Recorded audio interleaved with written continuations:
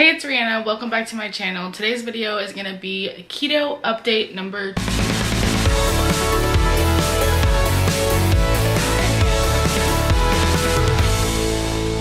So today is day 15 that Jonathan and I have been on keto, and my last official update was day 4. If you haven't heard anything about our keto lifestyle change or way of eating or diet or whatever you want to call it, you can check out the links up in the eye as well as down below to find out more information. But yeah, this is going to be update number 2, day 15. So let's talk about how keto has been for me. I wrote everything down, so I'm going to be referring to my notes. But the first thing that I want to talk about, the biggest most exciting milestone ever, is I finally achieved my goal that I set for myself on August 3rd of 2015. That's when I initially started my weight loss journey, and I have been working towards that goal forever, but I am under 300 pounds officially. I weighed on Sunday, I believe it was, and I was 299.2. So let's just take a minute to celebrate that, and I will show you the picture of the scale that I took while I was on it.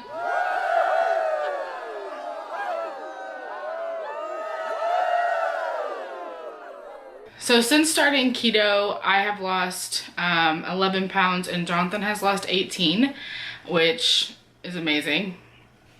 And then total for me is 67 pounds now.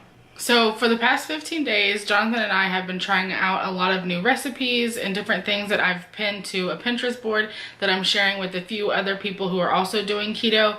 And I just want to talk about a couple of the favorite recipes that we've had so far. I've already talked about one of them in my last video. So besides that, this past, the other 11 days, we tried a zuppa toscana, copycat recipe made with cauliflower instead of potato. That was really delicious. I also made a jalapeno bacon popper chicken casserole thing. That was really good.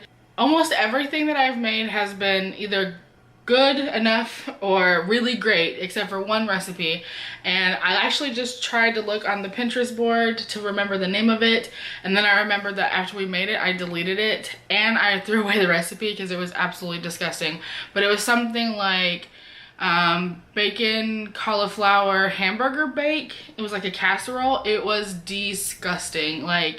We literally threw away over half of the casserole, and even Rylan wouldn't eat it, and Rylan eats everything, so that just goes to show how bad it was. I don't know what went wrong. Everyone's comments because it was a blog post, everyone's comments were talking about how great it was. I followed the recipe, it was not great, so I really don't know what went wrong.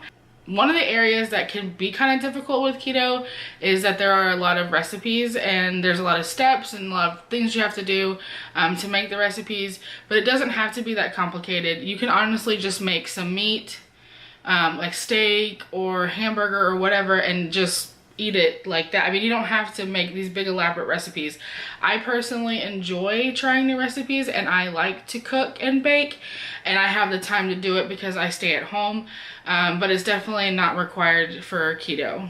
Okay, so let's talk about keto flu. I mentioned in my last video that I didn't really have, it wasn't that terrible for me. It was mostly just brain fog and crankiness, and I am happy to say that as of now, those are pretty much gone. The late afternoon, early evening, period where I would get really kind of grumpy and snippy and cranky, that's definitely non-existent. The brain fog is non-existent. I never remembered my PIN number, which I talked about in my last update video. I lost my PIN, lost it in my brain. I've had that PIN number for years and I just couldn't recall it. I still haven't been able to recall it. Yeah, it's gone for good. One of the things that's kind of changed a little bit is I pretty much don't eat breakfast anymore. And Jonathan has also switched to not eating breakfast. We only drink bulletproof coffee in the morning, and that actually holds me almost until dinner. Like, I basically only eat one meal a day, minus here and there. Like yesterday, I thought I was going to be doing a lot of activities outside the home, so I did eat a snack. But overall, it's pretty much the coffee in the morning for breakfast, and then maybe a snack in the middle of the day, and then dinner. But it's been amazing because it's gonna save us food and money, which, I mean, that's great. One of the cool things about keto is it's supposed to curb your sweet cravings, and that's definitely been the case for Jonathan and I. We have no real like sweet tooth or like that snacky feeling that you get kind of like later in the evening, maybe after dinner, where you feel like you have to have something. There have been plenty of nights where we've just eaten dinner and then, you know, a couple hours later we've gone to bed without any issues. And Jonathan especially, he took a snack to bed every single night, no matter what kind of diet or whatever we were doing. He took a snack to bed. And it didn't matter if he just had something, if we sat in front of the TV and ate something like a bowl of cereal, he would still take a snack to bed. But since we've been on keto, that has definitely changed. As well as just hunger in general is a lot less. The whole point of keto is it's supposed to be more satisfying, and you're more sedated from the fats, like your hunger cravings, and that's definitely the case. I can go a lot longer in between meals. Obviously, I'm barely eating anything, but like not in a way that I feel like I'm depriving myself. I'm fueling my body when it needs the fuel, but I'm not eating just because it's time to eat. I'm not eating because I'm bored. I'm not craving anything that I need to eat. It's literally like, my stomach is growling, so I guess I should probably eat something, that kind of a thing. Drinking lots of water before I realize that maybe I'm actually hungry, you know, that kind of feeling. So that's really nice. So I'm still using percentages to base my daily goals on: 5% carbs, 70% fat, 25% protein, but I am a little bit more focused on the grams than I was the first couple of days into the first week.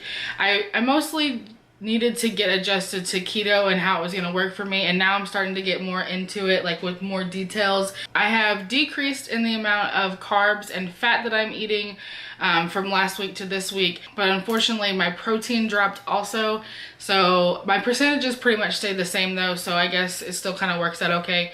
But I just want to make sure that I'm not eating too much fat, and maybe try to look at my protein number a little bit higher. Depending on which school of thought you are with keto, there are some people that say that your protein needs to be less than your fat, and you need to be, I mean, it can be really confusing. So I think that if you decide that keto is something that interests you, you definitely need to get online and do some research and find a calculator and calculate what your macros should be for you, because it's going to be different for everyone. And like I said in the last video, there is definitely room for me to do some more fine tuning, but at this time, since I am still seeing results, I would like to leave that like there, because when I do hit a plateau or a stall, I have something that I can play around with. I am happy to report that it appears that I never got keto breath or keto crotch, which I was really concerned about. I'd never even heard of it until last week, and I was like, what the heck is keto crotch? So, so far I have not experienced either one of those, and it does seem like my BO, which is like the one problem that I did notice as far as like when I transitioned to keto, it does seem like that's leveling out as well and going back to a more normal level for me, because keto can make you stinky. So, but it's usually just in the beginning. From what I understand, once you've been in ketosis and you're fat adapted, you are no longer a stinky person.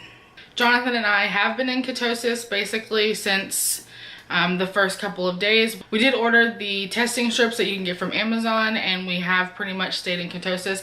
I was a little concerned last night because it was my birthday and I did eat heavy carbs, I would say that I was still considered low carb because I believe that my intake was still less than 50 grams. And I actually ate a dessert from the restaurant that we ate at.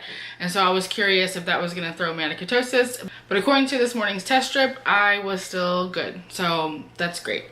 And one other thing that I wanted to talk about was my period. So I was a little bit concerned that keto was going to mess me up because I have actually gotten to where my cycle is regular again, and it's only been regular since about January or February, and I didn't know if keto would mess that up because I've heard stories. I mean, it's different obviously for every person, like every woman. So some women, they found that keto messed up their cycles. Some women found that it brought back their cycles when they weren't having them.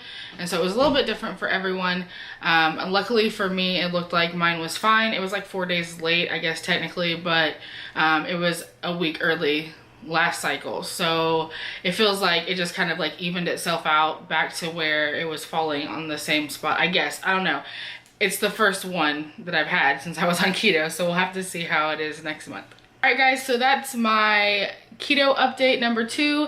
If you have any comments or questions, leave them down below for me. I don't obviously have all the answers when it comes to keto, but I can try to help you where I can. Subscribe if you haven't already. Don't forget to click that thumbs up button, and I will see you guys next time. Bye. Did y'all hear that? That was my stomach.